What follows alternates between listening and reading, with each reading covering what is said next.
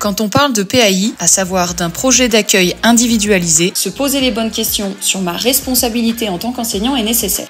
Je suis donc responsable de sa mise en œuvre en cours de PS, à l'association sportive et également en sortie scolaire. Mais attention, l'administration doit nous en informer en général, cela passe par le professeur principal de la classe. Une fois informé, c'est à toi de lire ce PAI et de vérifier dans quel cadre il s'applique, si c'est durant le cours de PS, à l'AS, en sortie scolaire ou à la natation. Ensuite, tu dois impérativement vérifier la partie du PAI qui indique la conduite à tenir en cas d'urgence. Cela te permettra de savoir quoi faire dans ce cas et comment accéder au traitement. Souvent, ce PAI décrit aussi les gestes techniques à adopter pour le soin.